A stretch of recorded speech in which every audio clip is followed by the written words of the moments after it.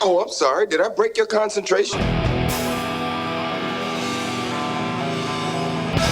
Somewhere between science and superstition.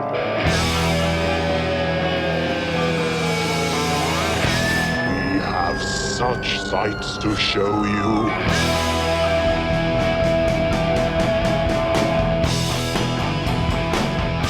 Strange Eons. Welcome to a very different Strange Eons radio. That's Eric up there. Hello. And that's Vanessa up there. Hello. I'm Kelly. And we were going to be recording our Charles Dexter Awards this Sunday, but life gets in the way, doesn't it, Eric? That's right. Yes, as mentioned in a previous episode, my father-in-law has got fairly badly injured, and he's recovering in the hospital. And while recovering in the hospital, he got COVID. I'm testing negative. The house I'm staying at with his wife is everybody in there is testing negative, but the world being what it is, and considering the tiny little person living at one of our houses, Right. didn't want to take any chances. Yeah, sorry. Overly protective of the tiny human who, like, she doesn't even have like the ability to know what an injury is yet. So. Just be a lot of crying. Yeah. Well, so we thought we would do something like this, which is just going to be kind of a mini episode and kind of talk about what we've watched and stuff like that. And then next weekend, we'll get right back to doing the Charles Dexter Awards, which, of course, is our version of the Academy Awards here. Yes. Absolutely. I'll let a little potential secret out of the bag. Many of you have been asking for over the years. I think I've cracked the code on how we can turn ourselves into a full-time video podcast, which is what was supposed to be being done this weekend. Right. So we are going to try that with our next episode. If you don't see any video with that one, then it didn't go over very well. But we're going to try, damn it. Yeah, I'm we'll so be in excited. person, but we'll be filming us. Oh my God. I gotta Yeah. lose a bunch of weight before now and then. Start doing pull-ups. Put one bars on. Get it going. Well, you guys, I just got back from my family get together for the weekend, which was a blast as always. But it did mean I had about 4 bottles of wine last night. Oh, And God. so I pulled right in and fired up the computer at about, 3 minutes before we were supposed to do this. So I am as prepared as I will ever be. We are going to get some Perfect. quality content out of Kelly today. That is what I'm hearing. Nice. Well, I do have a weird thing to chat about in movies if you would like, if Yeah. the usual start off with a strange subject. I was reading about the new Roadhouse movie, the remake, Oh, Yeah. sure. and several of the fights are CGI. What? Oh, no. Apparently, somebody saw it at a film festival and they're talking about, so fights now are CGI too, huh? And according to this article, what it's going to be is the way insurance is running now and is getting so expensive to cover movies that you should expect to see all kinds of CGI action, like all car wrecks, all Yeah. any kind of maybe car chases, which most of them are anyways. But now apparently person to person fights too. Oh, that's such a bummer. Oh my Oh, God. interesting. Whoa. I mean, I Well, guess that I'm surprised it didn't happen earlier, but ugh. yeah, I mean, if you're watching Marvel movies, those are all going to pretty much be Yeah. CGI fights anyway. And if you're watching the Fast and Furious movies, I'm always shocked when I tell somebody, that's not a real car. There's no real cars in this scene. You're watching a cartoon. And they're like, what are you talking about? When the camera goes flying around a car like this, you have to stop and say, well, how did they do that practically? They Yeah. didn't, that's an effect. And so I don't know. They'll probably get it in a couple of years to look fairly normal, I guess. Well, yeah, there is also along those similar lines, but even more insane is the Terminator remake or sequel or whatever that's being done by a bunch of AI people Oh, that is going to be shown in a theater, not as a theatrical release, but as a promo night thing. So, Yeah, damn. well, you saw that Tyler Perry put the kibosh on his studio that he was building once he Yeah, watched oh, what yeah. is that new AI program called? Quora or something like that? Something with an S. Uh, Sora. yeah, Sora.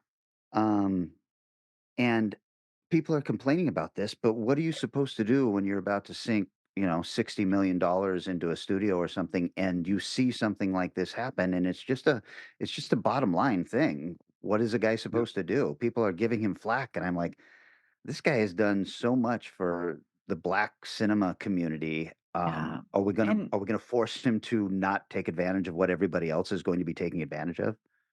Yeah, he single-handedly started the cinematic, lever over in Atlanta, and he produced the Yeah. first studio system over there, which, obviously is a whole industry now. Yeah. So, you can't I don't wanna give him any shit, that's for sure, even if I do not enjoy his films on any level. No, his movies are trash, but you can't deny the fact that he has put an awful lot of people to work. He has. Yeah. So I get it. Like, there's nothing wrong with taking a beat and going, "You know what? Let me see how this shakes out before I spend a zillion dollars on something that Mhm. might end up not being profitable." Plus, he's Yeah, largely an independent. He's kinda, Yeah. right. Lloyd Kaufman, where it's pretty much his own money he's probably Yeah. putting in more than anybody else's, as opposed to a studio, which is just a giant business machine now anymore. So, Mm. Oh, yeah. especially when you see the stuff like the the Acme movie that's gonna be shelved Oh, for yeah. tax Oh, purposes. yeah.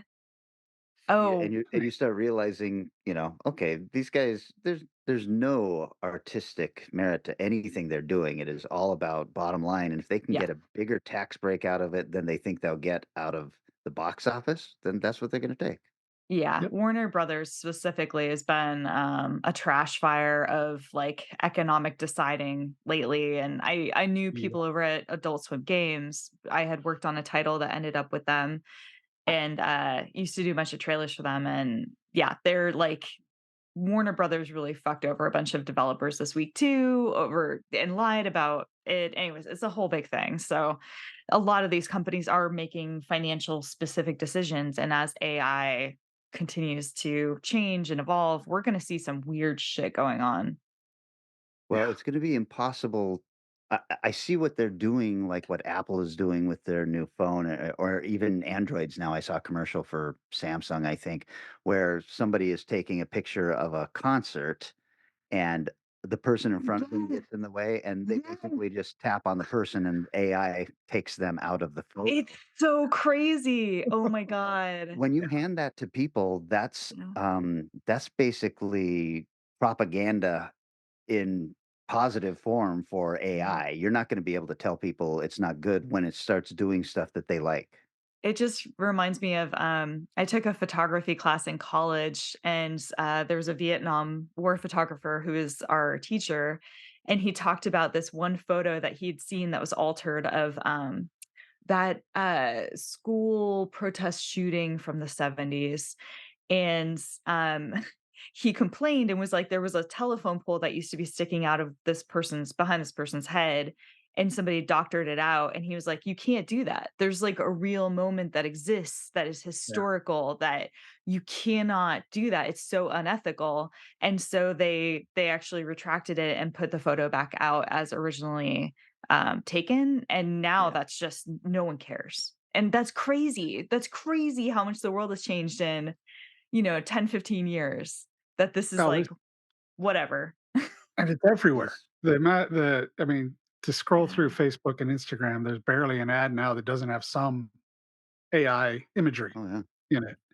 for There was sure. that big controversial religious commercial during the Super Bowl about the washing of the feet. Mm. And I'm watching this going, these all look like Mid Journey created images, Ugh. Oh, well Yeah. doctored and well put together. But I'm going, if they're not, somebody needs to go back to their photo developer and tell them to stop giving that fake weird sheen that Mid Journey creates, yeah, because it's all over that commercial. And that's a And what, $7 million right. ad?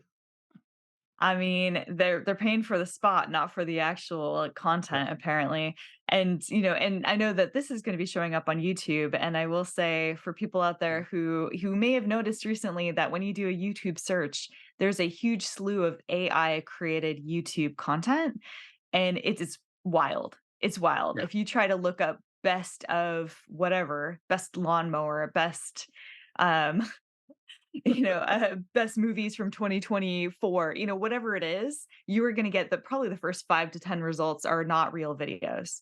They're Oh, not. wow. Yeah, and some of them have what look like real people talking as well, and it's not. They're Yeah. not real people. So, just watch out for that, I will say, just a little heads up from, one video content creator to, our listeners out there and viewers, just keep on your toes, don't believe what you see.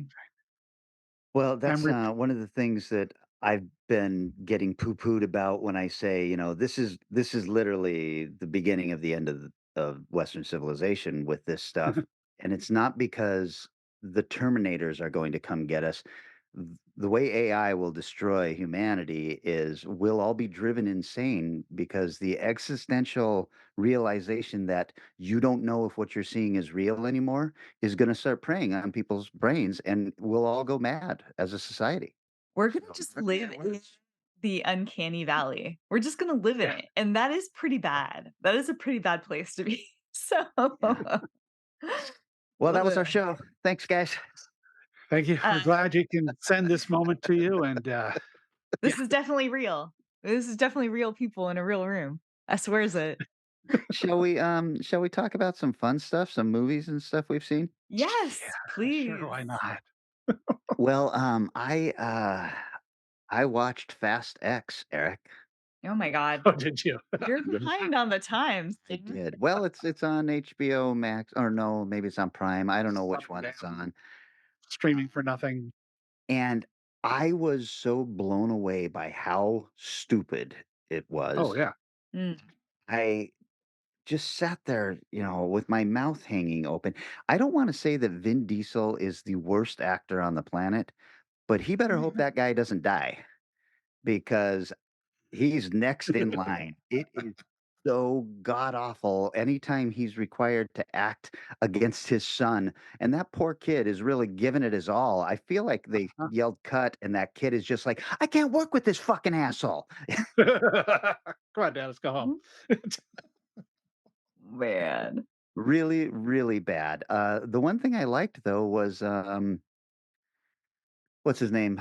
Uh, Aquaman but yeah, playing the villain. playing the villain. Yeah. Everyone told me, "Oh, I hated how flamboyant and all this stuff he was." And I was like, Best part. I I don't know that he was flamboyant, but he was certainly having a good time as a Yeah. bad guy. I think he's I the best villain they've had in the Fast and the Furious movies since they became superhero films, and Yeah, for it sure. he was a lot of fun. He was the best part of the movie easily. I mean, Yeah. we're talking about Bruno Mattei getting a $150 million film here by now. I mean, they're just ridiculous. It The last also 2 have been Also, it ends on a cliffhanger. I was like, "Oh my god, you guys, boy, they have really wrung every drop out of this." And they have a huge problem because Paul Walker died in the middle of yeah. what, 7? And Yeah, instead 7. of killing him off in between movies or something, they have decided to keep him alive, but nobody realized they were gonna make 5 more movies without him, and they have to explain his disappearance each time, and it gets stupider and stupider. Mhm. They're Yep. trying to hide this from him because he wanted out, but his wife and son are somehow still involved, and he's not getting involved. This is just it's mind-blowingly dumb. Yes. I have no argument against that. Alright, I Wow. just wanted I just wanted to say it. Yeah, Wow. yeah. Well, you mentioned a really terrible film. I'm gonna one up you. Oh, I right here, right now. okay. I saw Madam Web. You did? I did. Wow. In the theater? In the theater. I used a precious, precious date night to go and see Madam Wow. Web. Mhm. This is value for value, people. She's suffering for you guys. You better start Yeah. sending some money our way. I Yeah, you know definitely. what? I am so glad I heard from so many people about how bad it was gonna be, so there were no surprises on that front other than it was so bad, it was so fucking funny. I Yeah. couldn't believe it. Like, so luckily, like we went to a theater and of course Madam Web's been out for a hot minute. And so there was not another soul in there. So me and Austin just talked the entire way through it. And it was so glorious. It was like, oh my God, their lips are not even moving and there are just words. There are just words coming. Wow. The villain is dubbed through the entire thing and it's, like, with a really bad accent, and I'm like, "I don't know if this is the same actor or if they made him do a different performance or what is happening." There are there's nothing in it that makes sense. There's not a single decision that has a value, that carries from the beginning to the end. You just wanna murder the main character. She's so unlikable, and she looks like she does not wanna be there. I mean, as a character, not the Right. actress, but the character is such a dick, and she's just like, "I don't know why the fuck I'm helping you guys," and you're like, "Why are you helping? What are you doing? What does any of this mean?"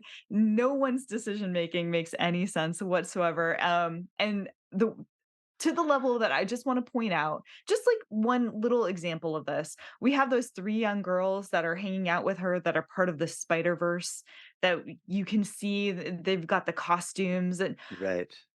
we never at the end of the movie, we they don't have any superpowers. They don't have names. We don't know what super people they are. We just have a vague sense that they will eventually one day become super people. Which I'm ones? Who knows? I'm glad you Mystery. said this because I have questions, and since we're talking spoilery on this, I Yeah. heard Sure. that like we see those costumes throughout the trailer, Yeah. and that the only time that happens is in like some kind of dream sequence. Yes. That Wow. is true. Yes, so the main villain, for reasons unknown, he has the ability to see the future, kind of, I think, because of superpowers that are not explained to us, and he's dreamed/seen how he will die, and it is via these 3 super people. So we see that flash, and so his decision is to make sure he kills them first, but he waits until they all meet each other as, like, normal teenage girls and decides, "Oh, I'll just off them all at once," instead of just being like, "I'm just gonna figure out, like, one at a time Right. when they're vulnerable and not around anything useful, like another person with superpowers." No, he's like, I look, I can't even begin. There's so many nonsensical things about this film. Also, like, the birth of Spider-Man, but not named, Mm, is in this as a background plot point. mm. Like, we meet, the main character, her coworker is Ben, and they never say his last name, Ah. and then he has a nephew that's born, and they never say, and then, like, there's weird moments where it's like, "Oh, well, my mom died, but I'm sure that won't happen to you." So this then takes place 15 years before Spider-Man or something? Something. I mean, it's set in 2003, I think, or 2005 for literally no Okay. reason, literally no reason. Well, I guess I could see if they're going to show the birth of Spider-Man that then the next movie can take place in the present day with them already established as heroes or something like that. But I really Or not. wonder, yeah, I really wonder who's kind of overseeing this Spider-Verse thing for Sony and greenlighting stuff like this.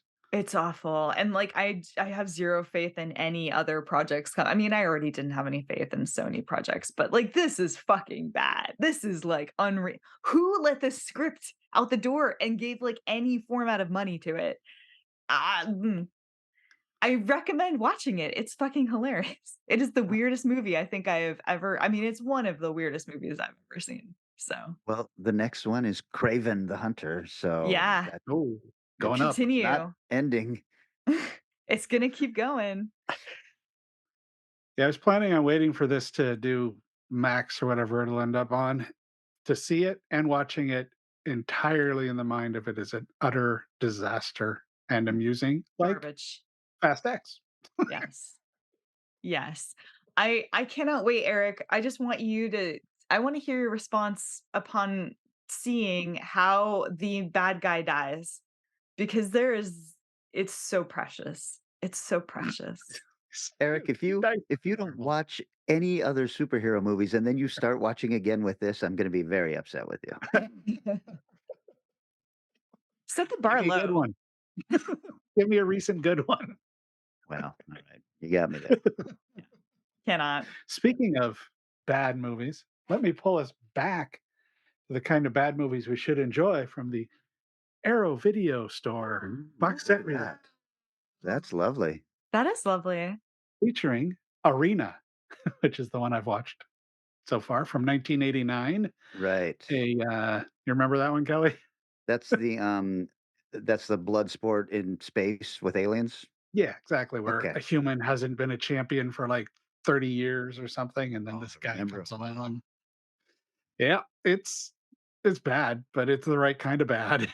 I'm It surprised is. you didn't save this and make us, uh, use this as a subgenre of some kind because it's actually kind of fun. Oh, it is. Yeah, yeah, it's fun. Yeah, it's interesting. It's really, really good for most of it, but it suffers from that same thing so many bad movies do, where it starts off really fun and stupid and ends really fun and stupid, but there's a large portion in the middle where it tries to pretend it's trying to tell a story, Mm. as opposed to it's just weird fighting. Yeah. Um, and it's got odd aspects of it, like when they have rays that shoot from the ceiling that hit the fighters that adjust their fighting levels, so it's supposed to make the fighting more even. Like, well, if you have that, why wouldn't you have had another human that could beat the crap out of a giant creature because they're supposed to be equal? "Robot, destroy him. Exactly, yes. Why are you But asking so many questions, human?" the alien outfits are really fun because they're frequently really bad, but they're done with somebody gave a shit about the work they were doing. They just didn't have the budget to make it look really smooth because there's some strange creature design and they're really kind of one guy's even kind of adorable. One of his sparring partners he has at one point that sort of looks like a giant slug, but has weird short arms, but is used as a fighting partner. But I mean, yeah, this has stuff like dolls, Stuart Oh, Gordon's dolls, nice. That's a great and movie. yeah, robot jocks, Oh, that's fun. dungeon Oh, cool. master, Yeah. which has What very what little to do is with D&D. what is this, box set called? Yeah. The Arrow Video Store. So it's got like an image of a video store on the front of it. Huh, Okay. Like, you're going to rent the movies, and it's all late '80s direct to video kinda Huh. and schlock, and how but, many movies are in it? 7? Wow. 6, sorry, 6. Okay. Nice. That's And so full of fun. extras and all that stuff? Oh, yeah.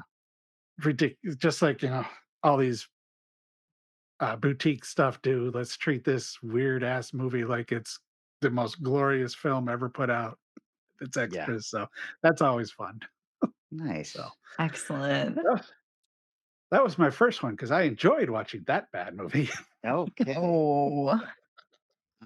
I kept my Jason Momoa double feature going, Vanessa, by watching Ooh. Aquaman and the Lost Kingdom, Oh. which, another head scratcher. I was Sure. thinking, how the hell did this get greenlit? I couldn't figure out what the fuck was happening through most of it. Yeah. And then at one point, I was like, "Oh, well, shit. All right. At least it's almost over." And I paused it because I was going to go to the bathroom. And it was like, "No, there's an hour left, Kelly." I was like, "How could there possibly be an hour left in this?" And it's just stupid Yeah. shit. Yeah. It was so dumb. I was starting to feel really bad for Jason Momoa. I'm like, this must have been the highest paid.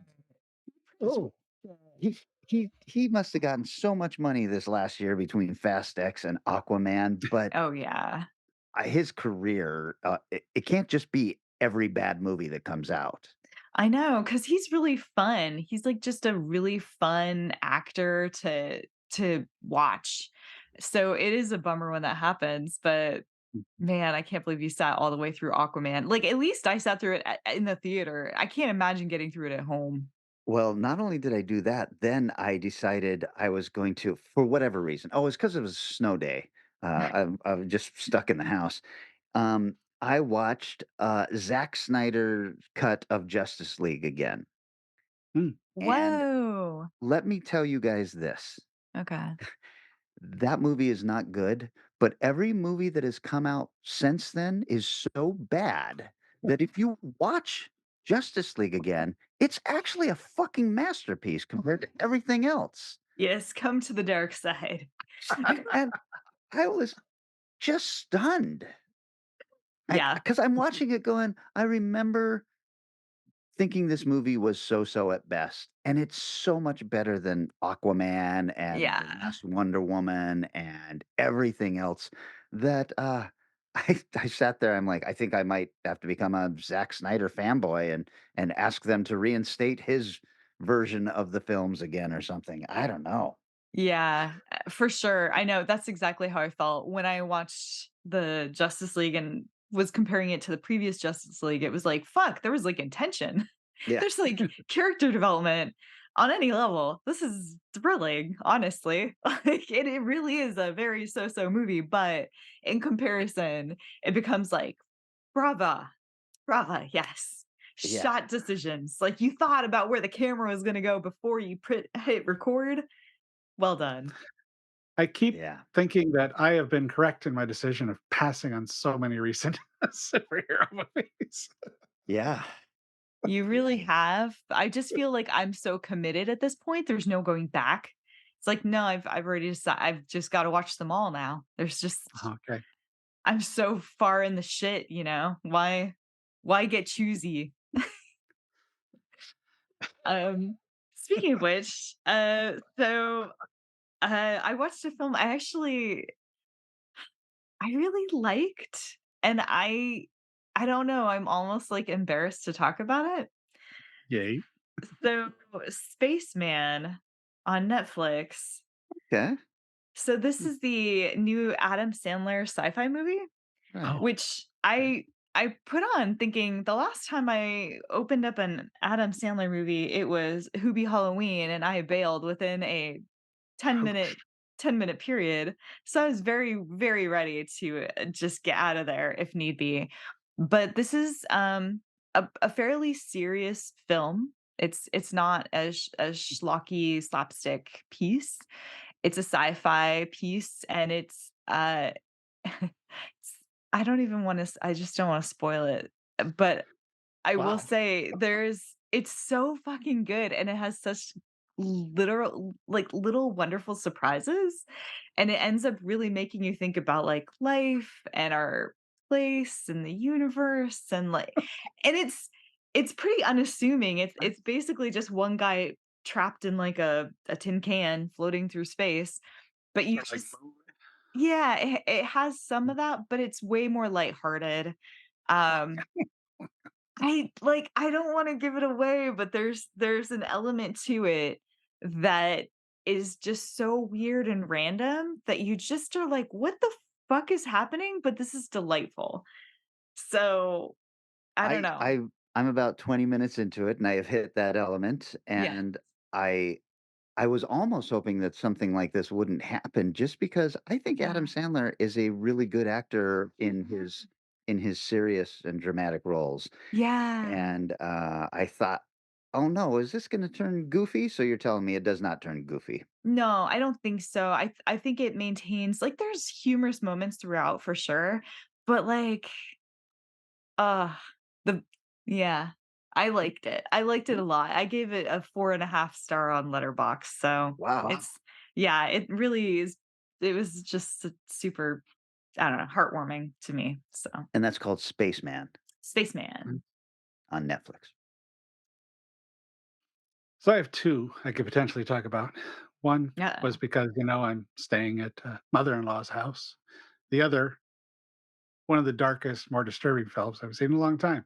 Oh Do you have god. a preference? Oh god. What else have we got to do? Talk about both of them. Yeah. Well, the first one, the family-friendly one on Netflix was the 90s, I think, romantic comedy, It Could Happen to You. Oh, I Nicolas love that Cage movie. and, Oh, right. He sure. tips the waitress. Yeah, he Yeah, tips her a yeah. lottery ticket. Right. I don't have a tip, but if I win the lottery, I'll come back. If I don't, I'll give you a tip. If I win, I'll give you half. And it's got Rosie Perez being unbelievably annoying for 90 minutes as his current wife. It's fun. It's dumb. It's what it Okay. is. It's weird seeing Nicolas Cage again just be an actor. Yeah. He's still good, but he is just an actor in the Back when he was like a romantic comedy guy. yeah, yeah, Moonstruck and all that kind of stuff. Mhm. All right, the other one.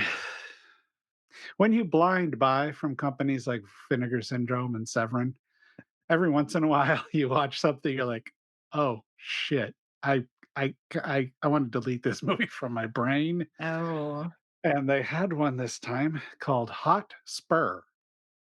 Hot Spur. okay. Yeah, here's their description on the website. Having struck gold with shockumentaries like Ego and Mondo Bizarro, producer Bob Creasy and writer-director Lee Frost applied their sleaze aesthetic to revenge western, advertised as 90 minutes of Freudian fury. Oh my. It would soon redefine the roughie, be named one of the top 10 movies of 1969 by conservative publication National Review, and become one of the most notorious exploitation films in history. So you read that and you go, yeah, I'll watch that.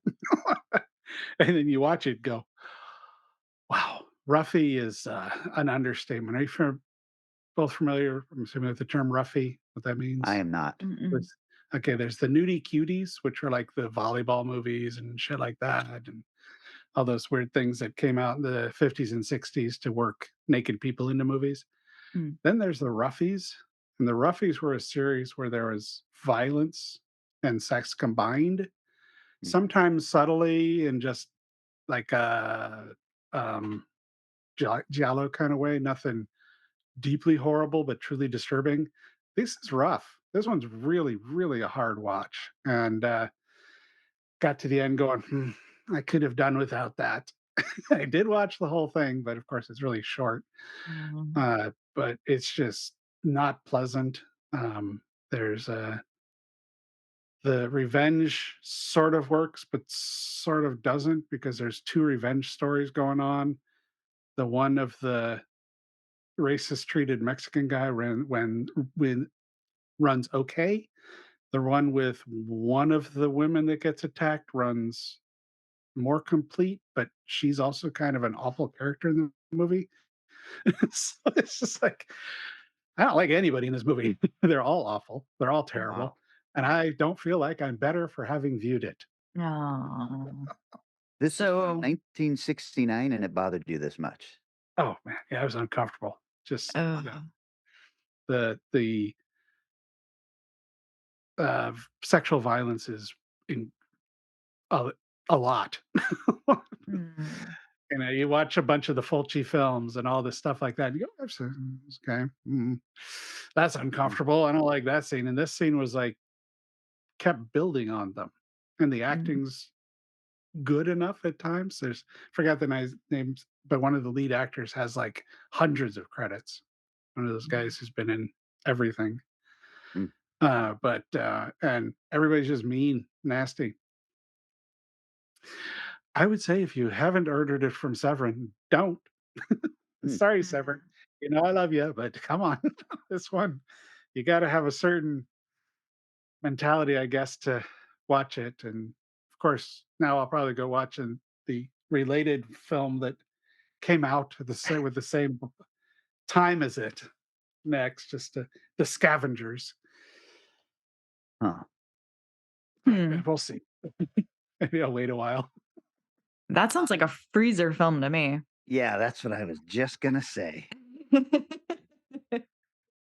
Hey, do you guys have time? You wanna go another round? Because I saw something I'd Sure, like to talk about. Sure, sure. yeah. Uh, damn it, Vanessa, if you weren't right about Wonka. Wonka was an absolute delight, and I still don't like Timothy Chalamet. I don't like the way he looks, but I loved his acting in this, and he, uh he really sold the idea of Gene Wilder's Willy Wonka before he became bitter, Mhm. and Cool. I thought it was just I thought the music was fantastic, the sets were fantastic. I mean, it is definitely a movie for kids, Yeah. but there is so much going on in the background characters that had me laughing hysterically, and I really, really enjoyed it, and so thank you for even putting it on my radar as because there is Yeah. no way I would have watched this movie if you hadn't said how great it was. Yeah, absolutely. I mean, this one totally took me by surprise as well. Just threw it on because my mom was over helping babysit, and I was like, "We got to have a mom-friendly movie." And I was like, "Hot damn, this is a really good film."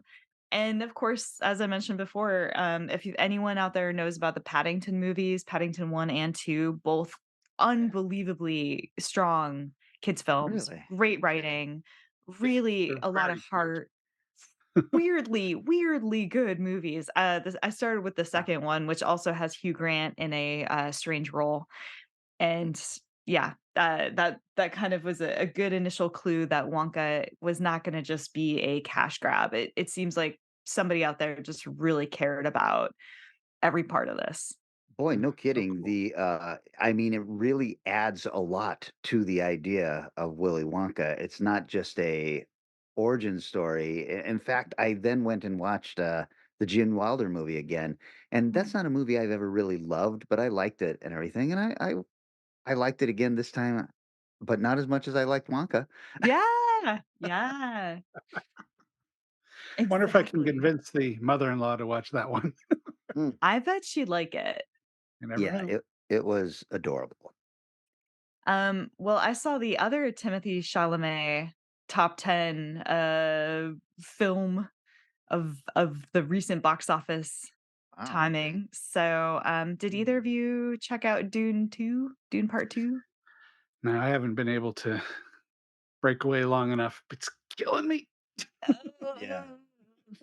Well, And I didn't like the first one enough to want Right. to see I oh, sure, okay. Yeah, you have to I think you really have to enjoy, like, the Duneverse.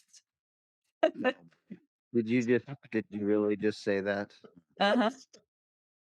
I mean, come on, look, Okay, there's I gonna think I'll talk be about my movie now after you said Duniverse. No! I won't say much anyway, other than, yet again, Michel Villeneuve is become just one of my favorite directors. He's just Yeah. I mean, I think I actually like Dune 1 maybe a little more. This one is still incredible. I mean, it's very much on par. It's just whether or not you like that part of the story. But visually, fuck, man. Hmm. That guy, if you need something that's large scale and otherworldly, there is no one else on planet Earth who's gonna know how to do it. Like, he just there's, a lot of scenes on the Harkonnen homeworld that I was just looking at them, I was filled with, like, angst and grossness and fear and terror and, like, the just unsettled, just looking at their home planet. It was just like, Yeah. "Fuck that place." Like, this is awful to stare at, but it's because he got it so right. So, yeah, I mean, this is very much, another part of the Dune book. The only spoiler I would give is that, some people had said, "Oh, it goes into the second Dune book." It does not. It's still part of Dune 1. And, also, yeah, just, there's definitely gonna be a third one, so it's good stuff. I would check it out specifically if you're gonna do it in the theater. Okay. Hmm. High school motto. No. No. I saw it. I could see it in your eyes what you were doing there. Don't take the random things I say and Okay. make it wrong. It's never intended that way. Okay, then I'll move quickly along to my film, which is fairly sexless, so you're good. Uh, A Walk in the Woods. Anyone heard of this one? No. Give you the cast breakdown: Robert Redford, Nick Nolte, Emma Thompson, Nick Offerman, Kristen Schaal. So cast is good. Yeah. What year is this? Uh, 2015, so a little Oh, while ago, based on a Bryson book of when he walked or tried to walk, or did he walk? Did he fully walk? Whatever. The Appalachian Trail. mm, Of course, he was in his 40s, and the the two lead actors are significantly older than their 40s for this. But basically, that's what the story is. Just these two guys going off to walk the trail just to see what happens to them. Filled with this large amount of unexpected humor. A lot of it kind of like filthy too, huh, but it was just a fun, nice movie. We watched this, I think, the first or second night after being in the hospital with Marty, and like, you know what, we need something completely innocuous and just nice right. and pleasant, and this was a perfect film for that. So if you're going, you know what, the world sucks, I'm sick of this crap. I just watched Hot Spur. I'm gonna watch A Walk in the Woods, and you know what, totally recommendable. Aw. Nice. Probably largely forgettable. I mean, you look at the letterbox rating and it's a perfect pyramid. It's just like not in the high, not in the low. Everything's in the middle. But had fun. It was well worth checking out, especially under circumstances where your brain's like, I don't want to think about bad shit. So Did on you stream Netflix. that? Oh, okay, Netflix. On Okay. Netflix. A Walk in the Woods. Yep. Well, all right, guys. Should we think about wrapping this up, or did you want to talk about anything else, Vanessa? Why are you looking at me? Because I know that you watched a shit ton of stuff, and I Look, just know. I am at the point now where with this little one, I'm watching like 1 to 2 movies a day. It's it's unreal. It's literally unreal how much crap I am getting through, like whole TV shows. Wow. Um, yeah, I mean, let's just wrap it up. Let's just wrap it up. There's too many things I I, could talk about. I got a quick couple thank yous. We got Ron out there, who has now become a monthly reoccurring pizza buyer for us. Ron, thank Thank you so you. much. And somebody named Glenda Lynn. Oh boy. I believe she had a message for Kelly, but Mm. she also purchased some pizzas for us. So I wanted to send a nice thank you out to her.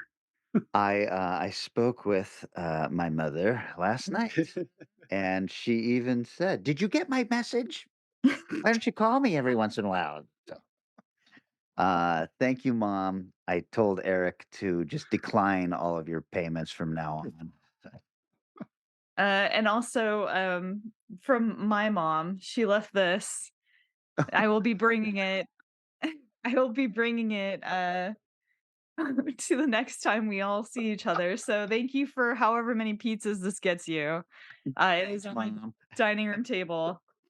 So, Yeah, that's so But sweet. Well, excellent. if anybody else wants to get in on that, they can buy us a pizza. You go to the website. There's various ways if you want to give us some money. You can do that. Buy us a pizza is one of them. The recurring payments that happen through PayPal is another one, and Yep. then the value for value system just is if you feel like you need to send us something, that's great. But it also includes liking and sharing the posts and commenting something on the YouTube videos apparently helps the algorithm quite a bit. yeah. Yeah. So that's really cool when I see people doing stuff like that. I have a book coming out shortly, The Secret Language of Spiders, in a couple of months. That'll be on my website, written by klyoung.com. And anything else we should be promoting? I know Crypticon is coming up very Well, quickly. we have, or we've submitted The Connoisseur to its first film festival, Oh. Oh, Bone Bat. Oh, of nice. course. And so Excellent. and I just sent the two of you a edit with some audio changes and some stuff like that. So we are really getting pretty close, and hopefully it'll start showing up in a lot of film festivals around the area with a lot of people who are really strange who would pick this to show at Yeah. their film. I do not know who this film is for. No offense, guys, but The It's for Boneback me. Crowd, I think, is a good one. Hopefully, we'll get selected to be there. Well, that's very cool too. All right, yeah. guys, I'm really glad we did this because I was going to be bummed to miss you. Mm. So we have an Amityville episode that probably aired prior to this one, right? Is that what's going on, Eric? Or I hadn't really figured that out. That's why I was thinking while we're watching this. Like, well, do I attach this to the beginning of Amityville, or do I do a short little oh, release? that that'd be kind of fun too. Okay, Uh, I'll probably do that then. It might make. I still don't think it'll be long as the last Amityville episode we just put out. That's like a right. 90-minute plus podcast. But the next one Well, is Tony K makes his return because he really wanted to talk about, was it Amityville 2? right. And The so possession. yeah, so coming up next. Yes, enjoy the next episode or the latest, just an old episode of Yeah, what the Amityville Horror Picture Show.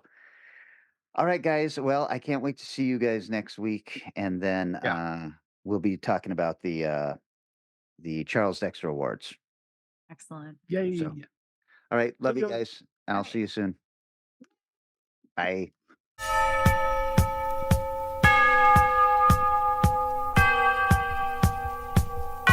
Oh, mother of God, I'm coming apart! She was shot in the head! The Amityville Horror. Possession. 3D. Silence. Harvest.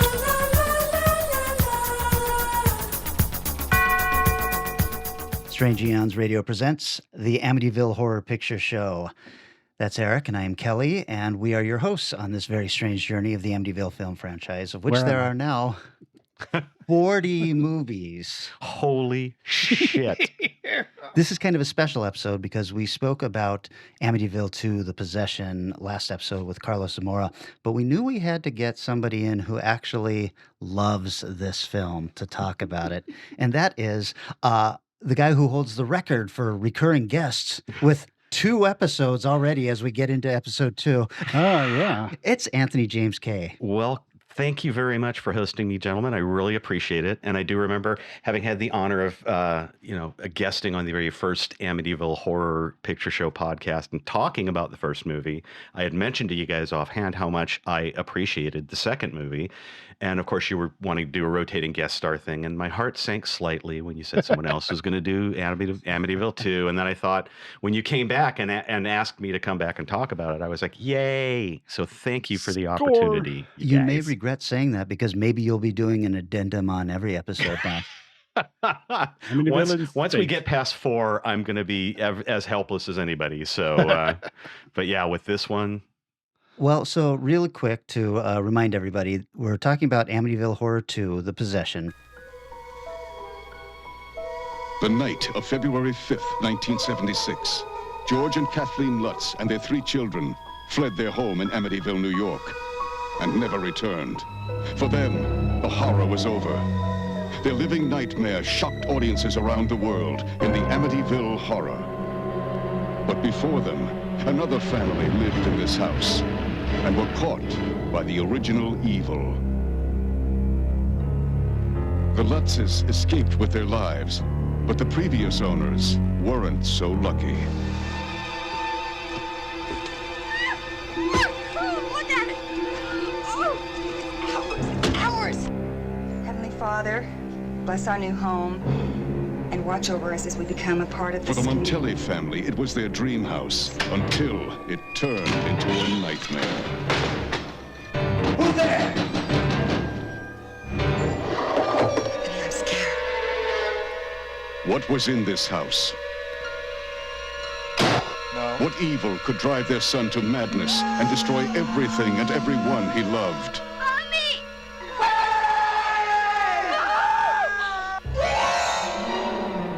Now, Amityville II, The Possession.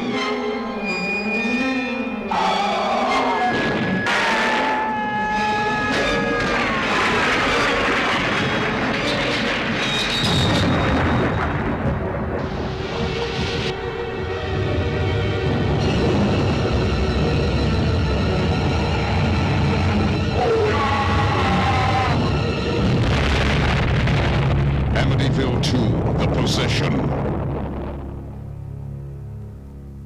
1982. It had a budget of $5 million, a box office of $12.5 million, and the Rotten Tomatoes critics score of 16%. Yay! Yeah. Directed by Damiano Damiani. It is very loosely based on the book Murder in Amityville by Hans Holzer. And from there, I think maybe we just start talking to Tony and Yeah. see what he wants to say about this film. I'd recommend going back and listening to the previous episode to learn all about the movie and what we thought of it. And now you can learn all about. Excellent. Well, I'm happy to fill in any sort of perceived or actual blanks here. As you know, this is a low fucking bar, but I think that Amityville 2, The Possession, is the best movie of the Amityville series, at least the ones, the fraction of sequels that I've seen so far. The first thing that I thought about is that, like most of the movies in the series, it's not a great movie. In fact, it maybe isn't a particularly good movie. It's silly as fuck. It's as subtle as a sledgehammer. It is wildly uneven. I mean, one minute it's an extra sleazy after-school special. The next minute it's this really harrowing exploitation horror movie with an especially gruesome family massacre scene. And then it's a courtroom drama, and then it's a fucking Exorcist ripoff. In fact, I was telling Eric on the way over here that I would not be surprised if you, Kelly, had branded this in your inimitably terse but eloquent way, a turd.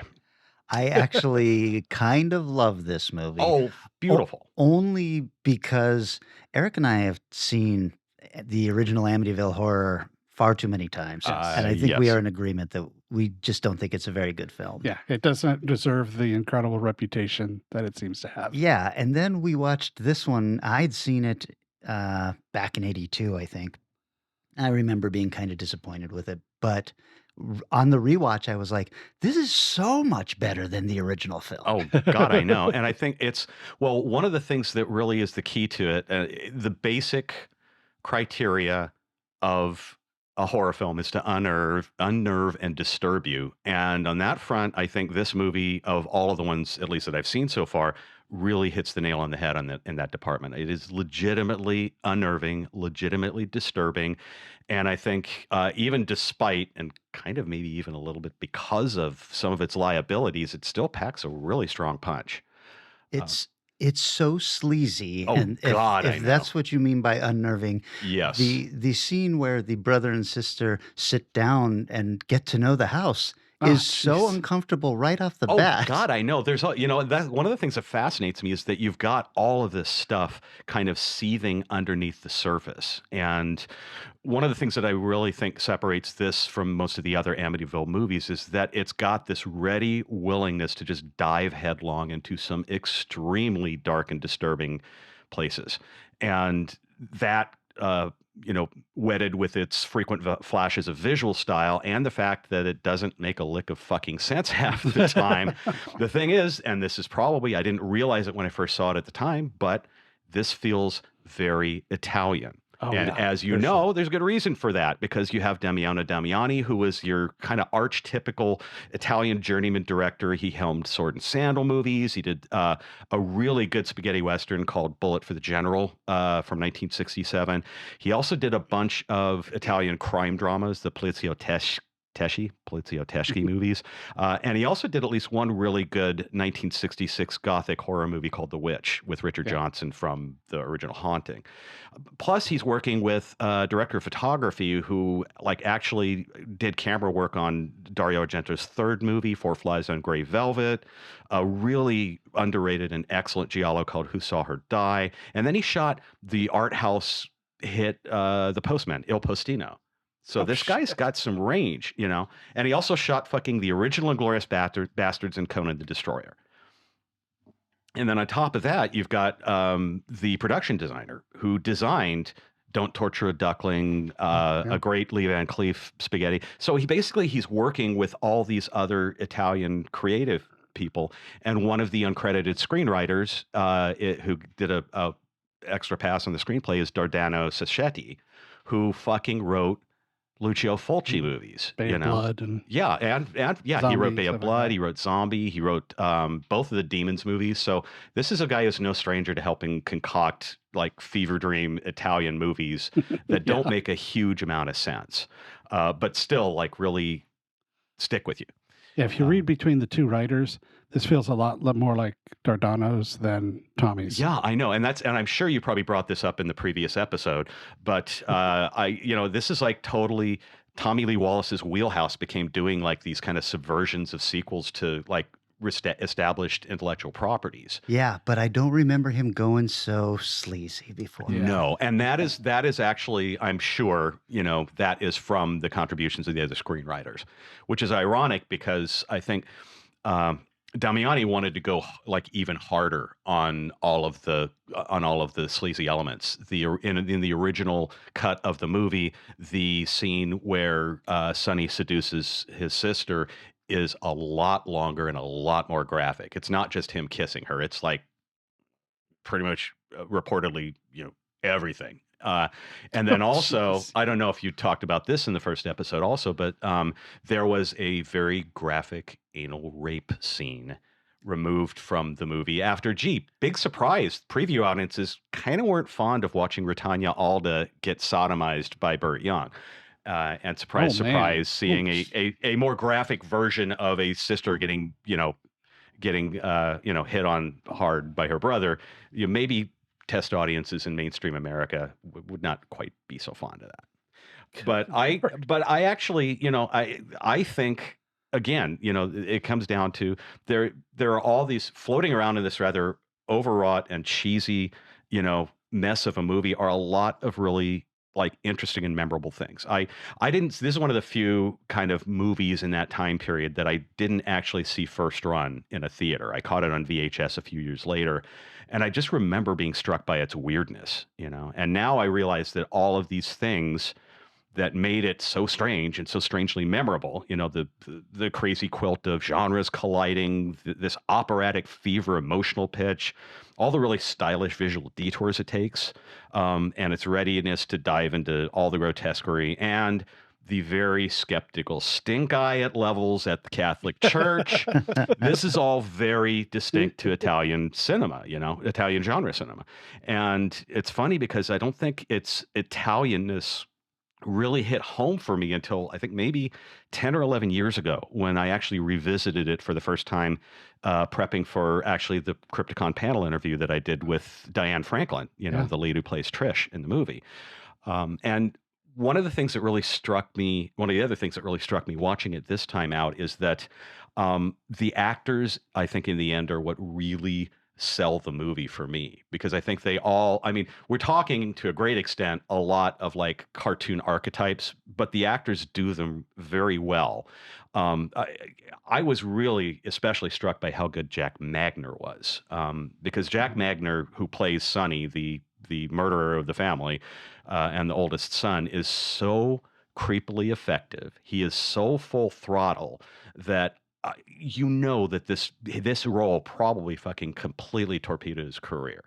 The only other movie he did after this was he played the young soldier whose feet got set on fire by Drew Barrymore in the original Firestarter. Right. Nothing else. I was wondering if you had any insight on that, because he is pretty. He's overacting. Yeah. Yes. But it is what's called for in the movie. Exactly. Yeah, he's giving it his all, though. He's Yes. definitely not sleeping through this part. Exactly. And again, he is so intense and so intensely creepy that I could like see him going into an audition, and they're like, oh, let's get a look at this resume. Let's see, last role, mass murdering demon possessed creep who lures his wide-eyed kid sister into incest.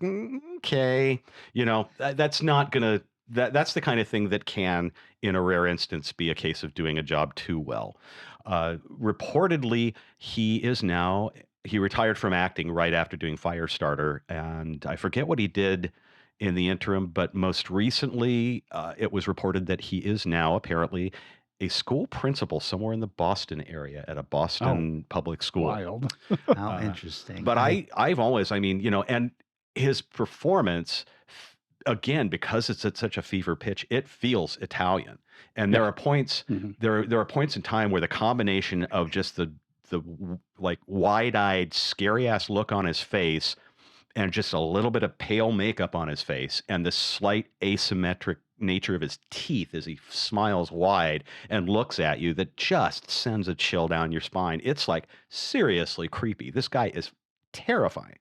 I'm also a big fan of Diane Franklin, who always did a great job of playing kind of innocent girls next door, and who get like horrifically put upon by some horrible, insane something or other, and she's like so unforced in her sweetness, and her kind of wholesome girl next doorness that it makes this whole slide into incest all the more like blunt force disturbing and impactful. And that's where it starts to feel like this really ultra gritty and grimy and sleazy after school special episode, especially when there's that scene where she confesses and she comes running in, she goes running out, and the priest is like totally gobsmacked at what she's confessed.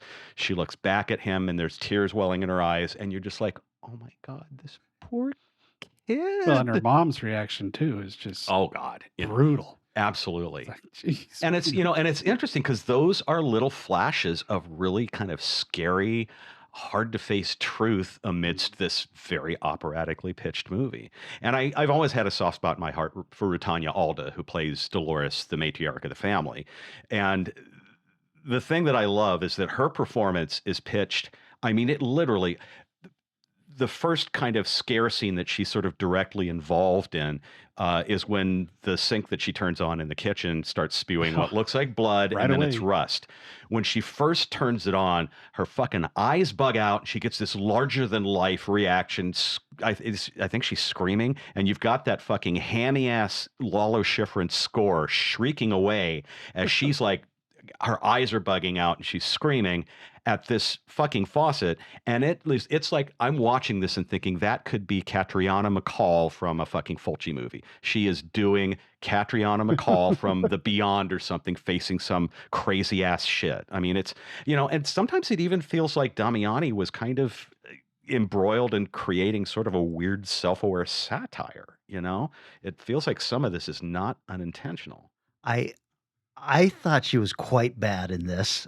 That's Her- the point. Her response to everything is the exact same That is volume. true. That is It's very a true. 10 on a 10 scale That's why I response. said I have a soft spot in my heart for Rutanya Alda. Not necessarily that this is a very virtuosic piece of work, but I can see Damiani going, it's not big enough. It's not big enough. Give me more. If he even spoke English, I think he actually, one of the things was he didn't speak English. Yeah, He I think he had a in. translator. Yeah, exactly.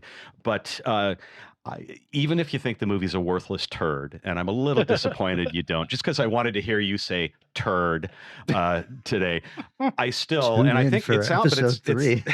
but I think the thing is, I think it sounds like you're kind of on the same page in the sense that there are still plenty of like scenes and sex pieces. Well, there is one big sex piece in the movie, set pieces that really connect. The scene where I think it's either a loose curtain or a bed sheet floats around the kitchen and the camera follows it really fluidly until it like lands on that crucifix. Yeah, That's wild. That's great. And then the whole scene with the initial possession where Sonny is like screaming and the camera is like following him. It's like basically dive bombing him. Yeah. And he's slumped over on the bed and he's laying down flat, and then his stomach starts contorting with those great practical effects, and he's screaming, and it's like, holy shit. And yeah, those scenes really work. With Nick Cage going, man, I just wish I could do that. Maybe someday. Oh man, we need an Amityville II, The Possession, the remake with him in it. And he needs to be playing, I don't care if he's way too old for the role. He needs to be playing Sonny. He needs to be getting possessed by the devil. And That initial possession has such a dream logic feel Oh, to the completely. shooting Yeah. of it, and I love how the gun slowly floats out of his hand, Oh God, I and know. and the whole thing seems like maybe it was a dream because he's shooting a gun in the house. The guns Yeah. in the rifle racket down below are going off, Yep. and yet there's no damage to the house when everybody comes back. Oh, Yeah. and that's a really great point. You could really, I mean, it's not a stretch at all to perceive of the entire movie as being a fucking fever dream. In fact, I sat there when I was watching it. You know what the movie felt like to me? It felt like the fevered nightmare that the real life Butch DeFeo had during his first night in prison that subconsciously nudged him into copying an insanity plea. Hmm. Like this was his wild ass dream that led to, his, copying an insanity plea, that this was what was in his head as he said, not guilty by reason of insanity. Huh. It just has that, it's a great point, Kelly. It has that dreamlike quality.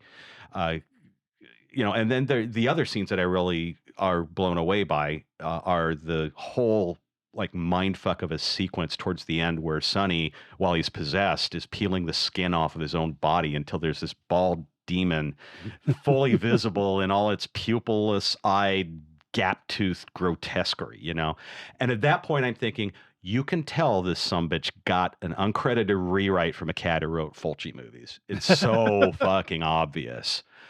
The other scene that I think, they really, quote unquote, deliver on, which is, it's tragic to say it, is actually the massacre itself, because it is really, really, really harrowingly shot. And you can tell it's got this very brutalist effectiveness. And you can tell it's by somebody who made a lot of very hard-hitting Italian crime movies, and he shoots that whole scene with this merciless efficiency that's just really unsettling, even though there's not a huge amount of blood in it. It really, it's like, I mean, those are the times when Damiani, these set pieces are the times when he really delivers.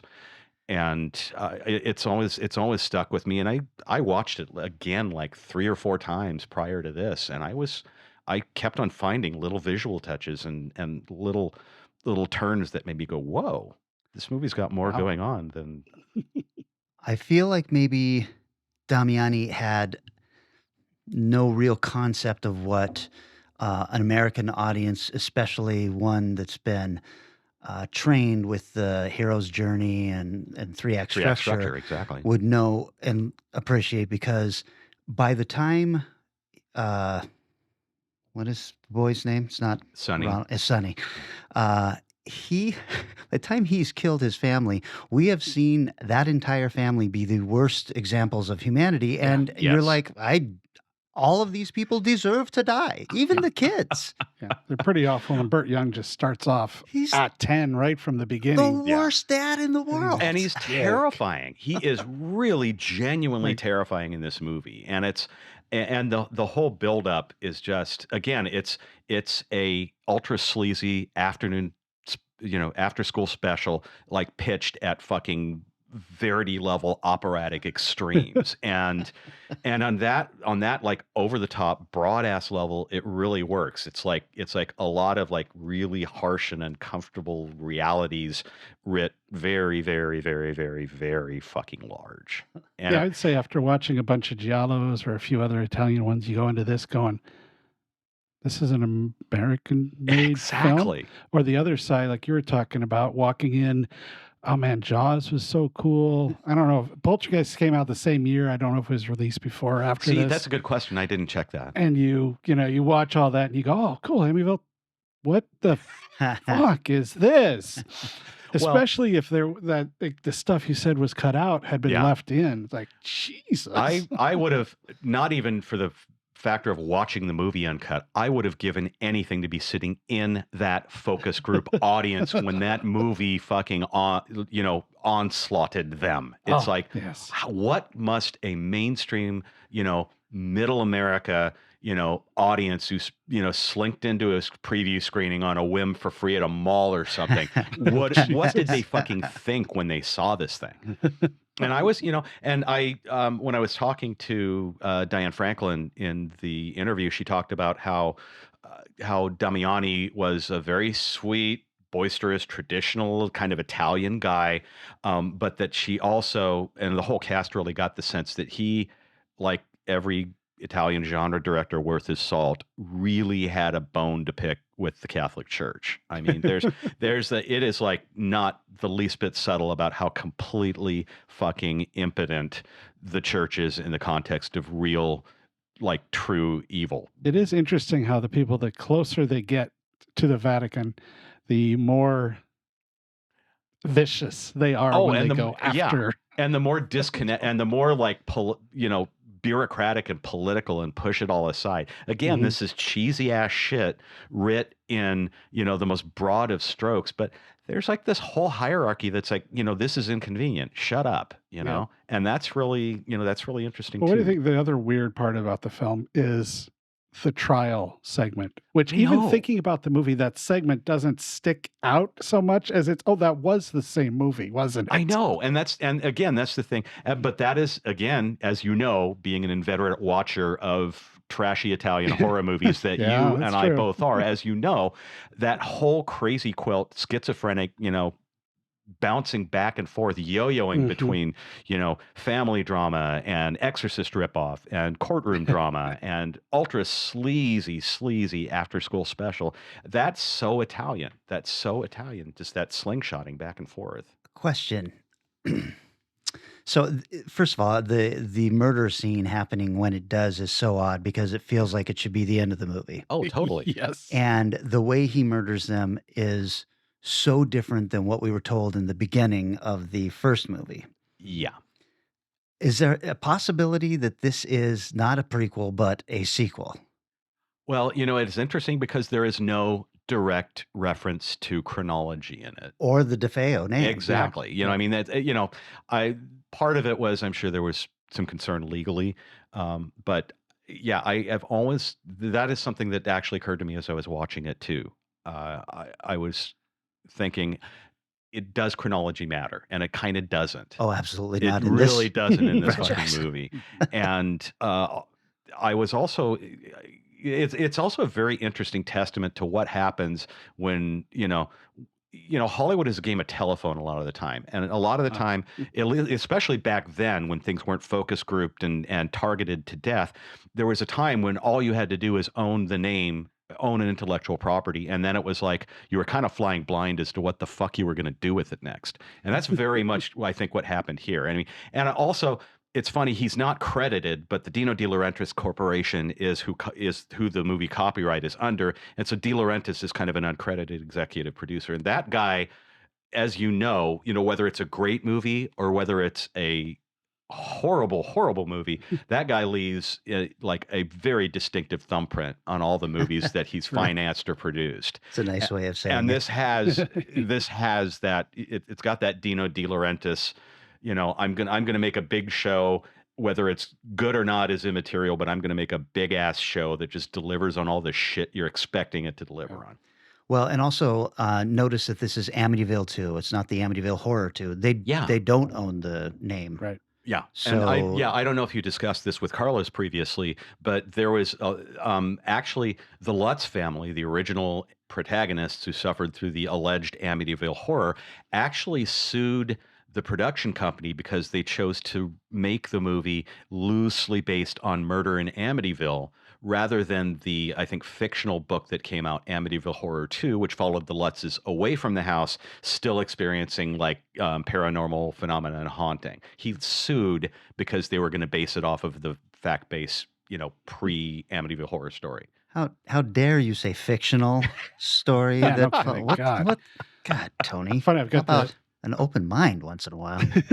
I've got the note about that I made when we talked about that right in front of me, where they had to put on the poster, had to say the film has no affiliation with George and Kathy Lutz. Yep. Because of the losing that. Yeah. Well, what happened was they ended up, the the studio ultimately ended up prevailing, and that was almost like that was basically something they tacked on at the end to make sure they had their asses covered, Yeah. because of course legal bullshit can come, turning in on itself, and it can become this snake eating its own tail. So they wanted to make sure they had all their bases covered. But So hold on. You were saying that unlike the first one, this one is based on a true story? Oh, wait a second. Let me unpack what he just said. A teenager shoots his whole family to death. That's the story. That's the extent of the fact-based. But what's really interesting about this, ironically, is that there's I was talking to Eric about this. There's a filmmaker named Ryan Katzenbach who made this very exhaustive documentary about the DeFeo case. Excuse me. It's posted on YouTube. And this case is such an obsession for this guy, Katzenbach, that he has posted literally hours of tangentially and directly related extra footage related to the case. And that includes an interview with Alexandra Holzer, who's the daughter of Hans Holzer, the paranormal investigator who studied the Lutz family haunting and wrote Murder in Amityville.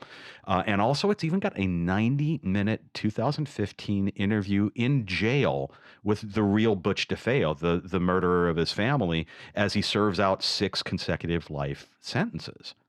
And yes, it's amateurishly and cheesily shot. And like I was saying, it's got mediocre reenactments of the murders that feel like some sort of fucking dollar store, unsolved mysteries episode, with Ed Asner narrating some of it. So weird. But it's fascinating. This guy, there's so much information here. And it was I got backtracked from actually, researching the movie and kind of writing down my thoughts of the movie by spending 2 nights at fucking YouTube watching all this stuff. And it's fascinating. And one thing that occurred to me is this is the kind of real life story that you could give a real director with a real budget and A-list actors to, and he could come up with something really fucking hard hitting and amazing. Because this is one intense and labyrinthian case that just has so many strange turns that it's worth relating in a more straightforward fashion. That's an interesting thing that nobody has really put together a how did they do it Amityville horror movie. Yeah. How did they Well, think DeFeo's story has changed so often. This is very true. And that's one of the many things that all of this stuff covers. Yeah, and his lawyer has admitted that he was the one who planted the idea of the voices in his head. Yep. And when that didn't quite work, his lawyer was the one who went to the Lutzes and came up with the Amityville horror storyline. Yeah, it's See, amazing. now that's an interesting movie. Thank you. That is an interesting movie. It really You're is. right. Somebody get on this. The screenwriters who did Ed Wood and My Name is Dolomite. They seem to have a knack for doing movies about movies really well.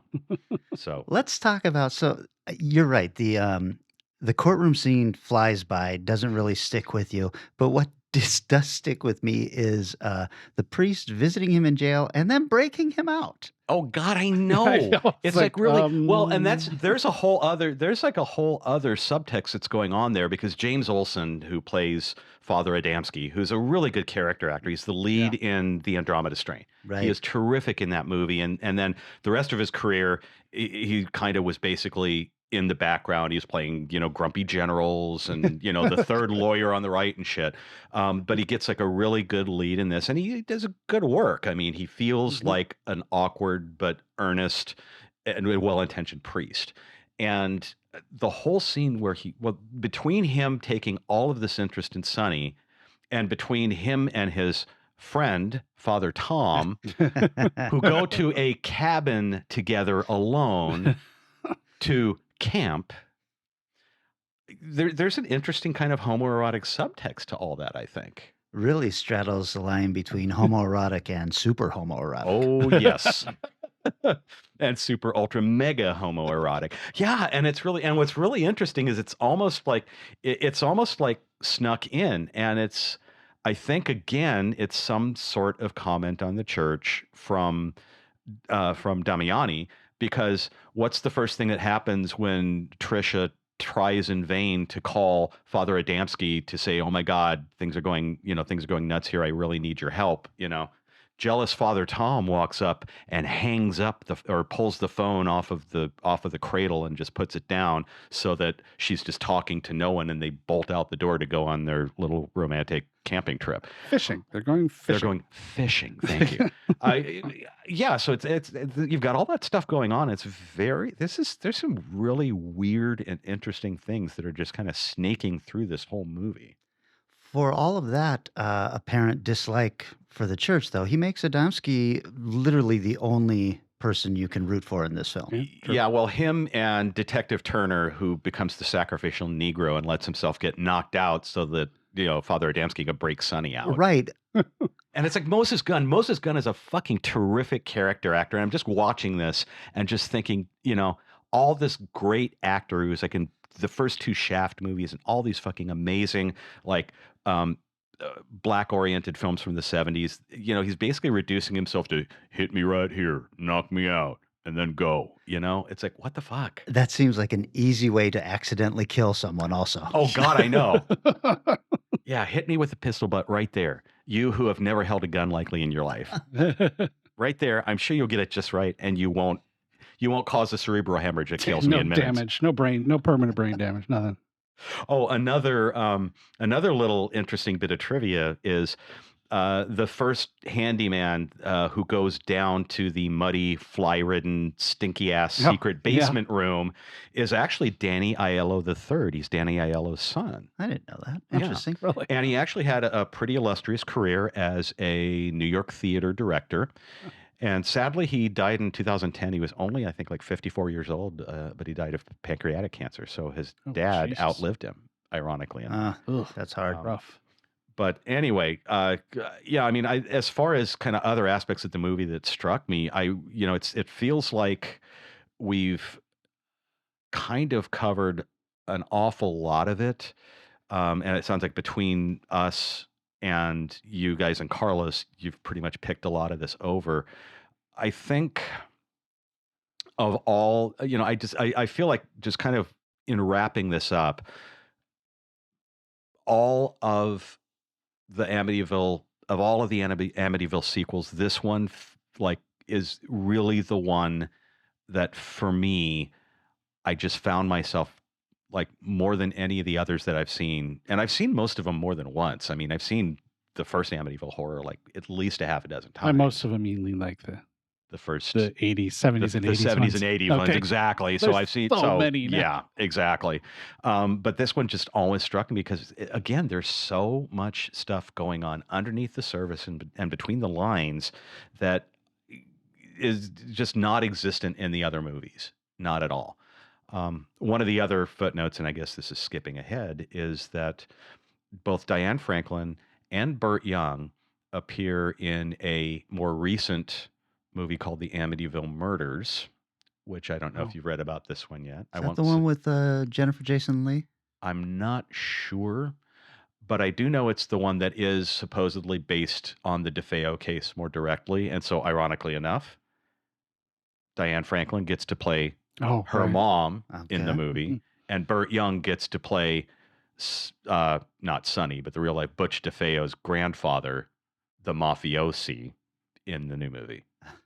Jeez. I'm looking forward to getting to that one because I think you can take one for the team on that one. I think I'll bow out of guesting on that one. I've skipped ahead and seen some of these other ones, and it is going to be a rough show going forward. Yeah, it's positive happiness. There you go. Well, bribe me with drinks, and I may come back and help you out with some. Well, I'll tell you this: if you need it. I saw that Jennifer Jason Leigh one when it came out, and it's quite good.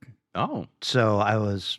I was like, wow, this is kind of cool. Shit. And then they did nothing with it because why would any legitimate company bother to put money into something that everybody else can do for free? Yeah, basically. There's no ownership over this Amityville name. I want to talk a little bit about when Sonny goes back to the house. I love the scene where he's on the ceiling and drops down on the priest. Oh, totally. I thought that was a very cool scene. I understand why this is called an Exorcist ripoff since Adamski Yes. pulls a Father Karras at the end. Oh yeah.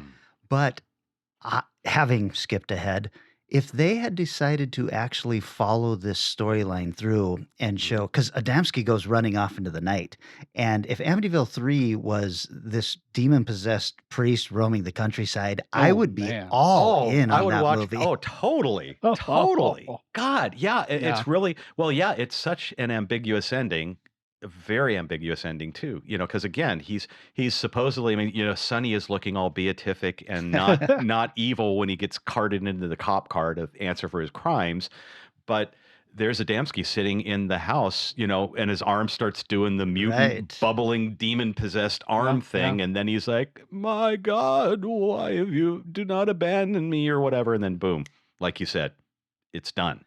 There's no like actual payoff or like straight up ending. It's great. It's really interesting. Yeah, the effects of Sonny's face at the end are pretty cool, Oh, I I know. thought. Watching him totally peel his head off, Yeah. incredible. And There's that was like it was like Ed French and I think it's John Caglione Jr. These were guys who were very active practical effects guys in the 80s. And I'm forgetting, I think they might have worked with Tom Berman on The Beast Within from 1982, the okay. Cockroach Man, Mhm. puberty comes, I become a cockroach movie. And I'm forgetting if they actually, I'm pretty sure that they were on the crew for that. And you can see that style of the usage of, because the bladders were Bladder very thing, new yeah. at the time. Did you happen to talk about kind of Wallace's screenplay early on and kind of what it emphasized more? No. Yeah. Yeah, well, the key contribution that Tommy Lee Wallace mentions in an interview that I think is on one of the Shout Factory Blu-rays, I think it's a truncated version of it is appearing on YouTube. Wallace talks about how the element that he really emphasized as he was writing the screenplay, which got gradually heavily de-emphasized as Damiani and Sacchetti got to working on the screenplay, was the Indian burial ground element. In the movie, as is right now, it's just mentioned in passing by the dotty little librarian and pulls out the records of the house. But it was apparently a much more prominent element in Tommy Lee Wallace's original screenplay. And I would be really intrigued. I haven't had a look at it. And if there's anybody out there that's listening that has had a look at it and can comment on, any similarities and differences it had to the finished product, I'd be really interested in hearing. Because as has been noted, this house slash building slash structure has been built on a haunted Indian burial ground thing, is like done to death 8 different ways from Sunday now. But back in 1982, when this came out the same year as Poltergeist, it was still a relatively novel kind of trope to be busting out. Roger Ebert made good points in his review where he said, why would evil spirits be bothered at the desecration of pagan burial grounds? Thank you. Yeah, maybe just possessiveness. They're jealous bitches. That's And what's then going on. he also said, and if that was the case, why would a Catholic priest be needed to exorcise Thank these you. demons? Good point. Hard to argue with that one. Because it's directed and shot by Italians, ladies and gentlemen. One of the things we did discuss, but I kind of want to get your thoughts on this because you had talked about DeFeo in prison and everything. DeFeo later claimed, I don't know if you know that DeFeo died in 2021. No, I did not. Yeah, he died March 12th of 2021 while we were all stuck in our own prisons. But before that, he had claimed that it was him and his sister Dawn who killed the family. Yeah, and there's some detail about that in a lot of this documentary stuff. And that he then, when she killed the younger siblings, he lashed out and killed her. So they were only supposed to be killing their parents, apparently. Yeah, Oh. and he talks about that very specifically in the jailhouse interview. Okay. He addresses that very directly, and that's basically, you paraphrased exactly what he said. Okay. And it's again, it's another weird little twist that we'll never really 110% know the answer to, because a lot of the forensic evidence that came up strongly suggested that he did not work alone, that there was at least one and maybe even 2 people helping him. Different types of firearms were used. Yeah, that's part of it. But that was obfuscated by the fact that the investigating police when they got shattered bullets and removed them from the various members of the family, they didn't go through the effort of putting them all through the full battery of ballistics. So it is very plausible that that the bullets that were removed from the walls and from the corpses, that at least some of them are definitely a different type of firearm than the shotgun, the shotgun that Butch DeFeo was accused of using. It's really, and there's also the basic like physical reality that DeFeo Sr. was a 270-pound, stocky, barrel-chested Italian guy, and basically he was shot outside of the bed and had to be dragged into the bed to make it look consistent with everyone else who was shot to death and laying in the bed. Oh, I didn't know that. That's Absolutely. interesting. So it would have been, and Butch DeFeo himself was like 150 pounds and kind of a lanky kid.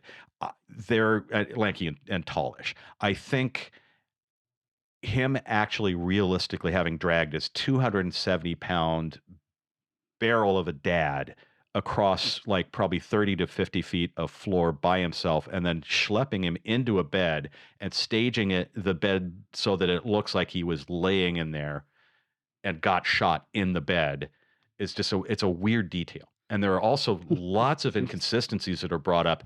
There's a period of time where the whole sequence of police photos, and Katzenbach accidentally got access to this. He requested through FOIA to get all of the paperwork on the DeFeo case, and he suspects that they accidentally sent him a bunch of extra stuff, including a bunch of photos that were part of the entire magazine of film that had been used, taking pictures of the site, of the actual corpses, of the blood patterns and so forth.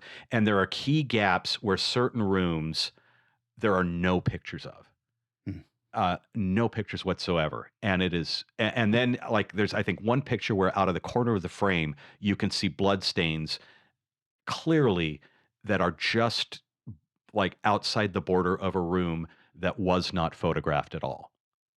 And there are just enough inconsistencies. I mean, Butch DeFeo basically admits that he fucking shot most of his family to death. But the thing that he has persisted with, despite his inconsistencies, that is plausible, is that he had help. To what end does it matter that the body be in the bed? His story is that he wasn't home for any of it. So I think I'm not sure, honestly. I think that part of it was that he wanted to make it look like somebody came in and was very methodical and did it. And, maybe he was thinking that this is such a cold and methodical way to dispatch this family that there would be they wouldn't think it was him in some sort of familial, crime of rage or something like that. I don't know. I honestly don't know. But it is, there's a whole, basically the mob had a hit out on him at one point. Yeah, I know that there's mob ties to all of this too. Insane. It's kind of like it feels at some points it feels like Fargo, shot through, a New York, Italian American blue collar sensibility. Well, skipping ahead, I know we've got Amityville Karen and Amityville Shark. How come we haven't seen Amityville Godfather? That would actually fall into this. Hell yes. Okay, you guys are filmmakers. Let's get on the stick here. Let's do it.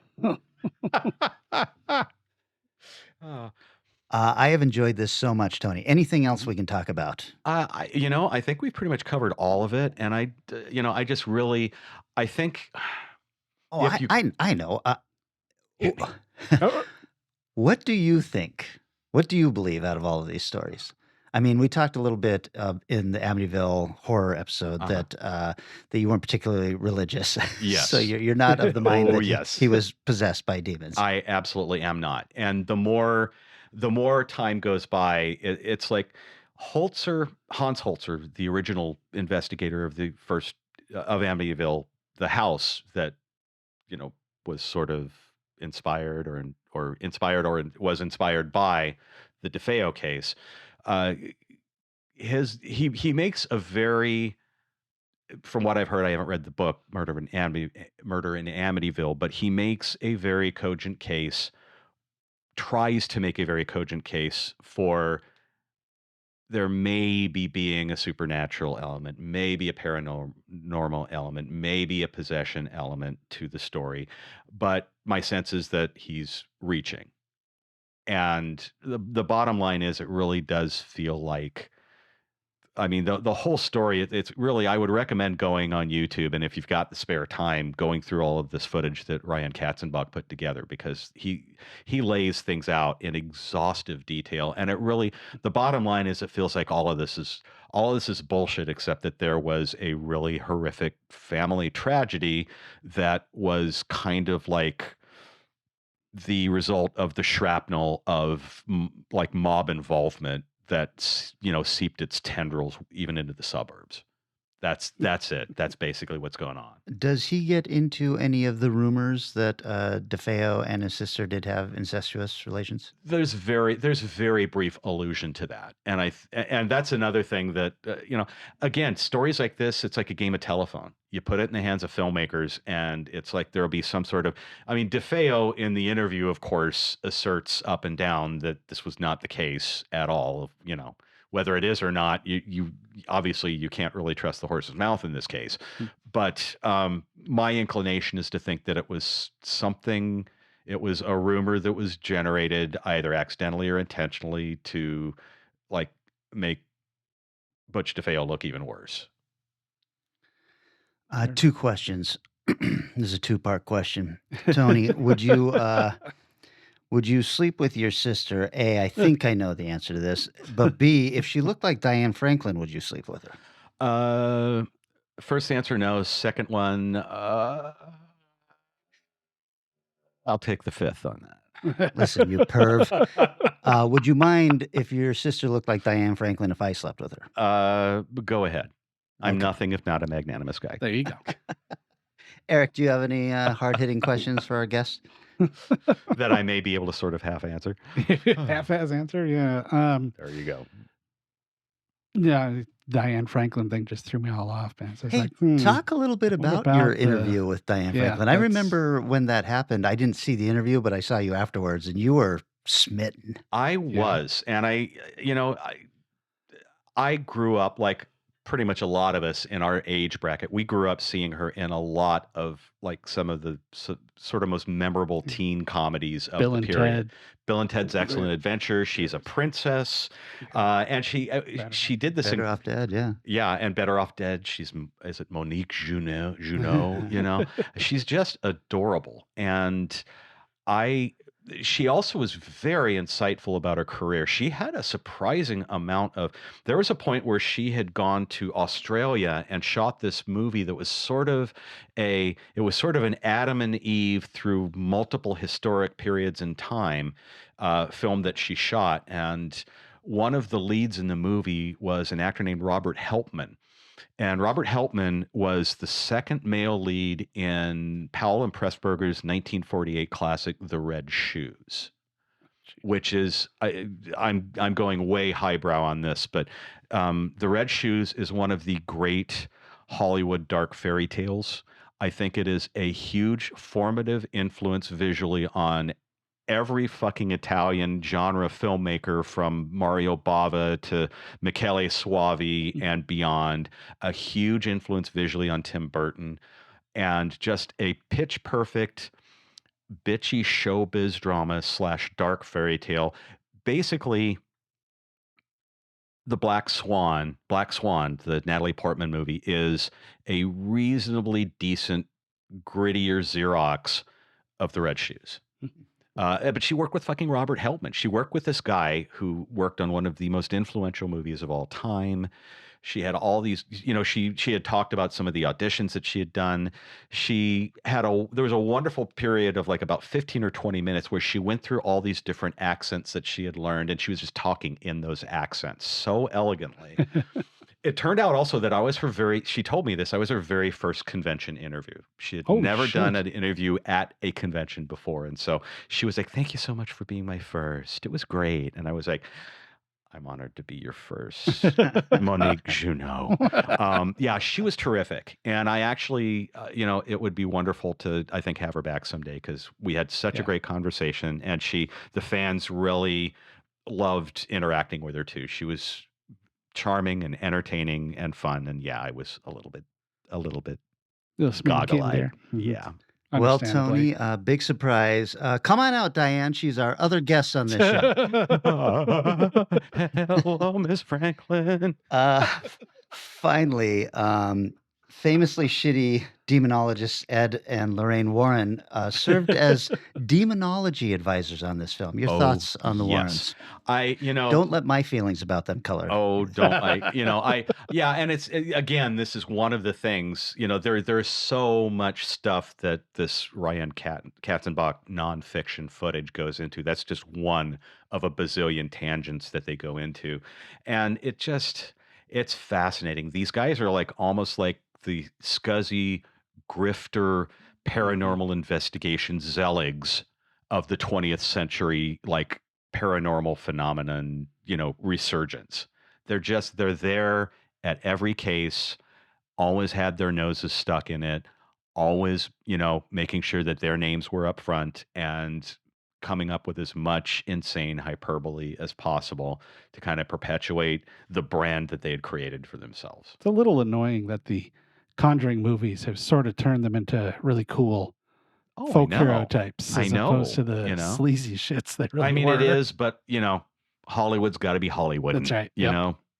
Yeah, I agree. I actually like those first two Conjuring movies quite a bit, and it's because of Patrick Wilson and Vera Farmiga. They're terrific. Who I think are just fantastic actors. But, and they have great chemistry together. Yes. Yeah, those are great films. But I can definitely separate my feelings of those films and my absolute hatred for the Warrens. That burns like the fire of 1,000 suns. It's something I'm with else. you on that, my friend. Yep. Well, it's more like, I think, people who, if that was your introduction to the Warrens, then you go back and look, oh, wow, look at all this cool shit these good-looking people did. And then they're you see studs. You see pictures of them. They look like pink Eastern European toads, for God's sake. It's like, oh, my heavens above. This is not Patrick Wilson and Vera Farmiga. And, Ed Warren is not gonna put an acoustic guitar on his lap and pluck out an Elvis song, sideburns and all, and make starry eyes at Vera Farmiga. This is not the real world, folks. Yeah. All right. So shall we wrap this up, guys? Sounds good. Tony, what a pleasure to have you back so soon. Absolutely delighted that you guys got to have me on so I could blather on and throw out a little bit of extra blarney about my favorite Amityville movie. Nice. And I can say, because we've already recorded it, that the next episode is with Vanessa Williams, our co-host with Strange Hands Radio. We are talking about Amityville 3, The Demon.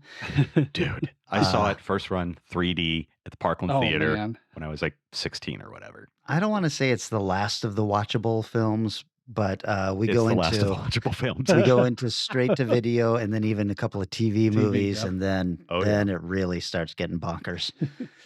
Looking forward to listening to the journey from afar, gentlemen. Well, thanks. And if you are not tired of Eric and my voice, you can always hear us on Strange Hands Radio every week. We'll be doing this one. I'm not sure if this drops as a regular episode of just Amityville, but we'll figure it out. So that's it. Great to see you guys, and we will see everybody else probably in a month or so. Thanks for listening, ladies and gents. Ciao. We had never intended to give it up. Even after we moved out, we intended to find out what was wrong and move back in there. That's why the investigation was held, and people from different psychic research groups that at least we could check their credentials were called in and asked to come in. We've been asked many times why we stayed so long. It's very hard to remember the exact emotions or the moment why you would make a decision or why not. But you finally did make it. Well, by the time we left, we had lost a considerable amount of weight. Kathy was passing out quite regularly. I had lost over 26 pounds. And we were just reacting from one happening to another. We weren't really... So you were generally shook up. We weren't thinking, as we normally would. Jim, you played George in the movie, and you did research this and worked on it and so forth. You smiled. Do you believe them? The Amityville Horror. Possession. 3D. Silence. Harvest.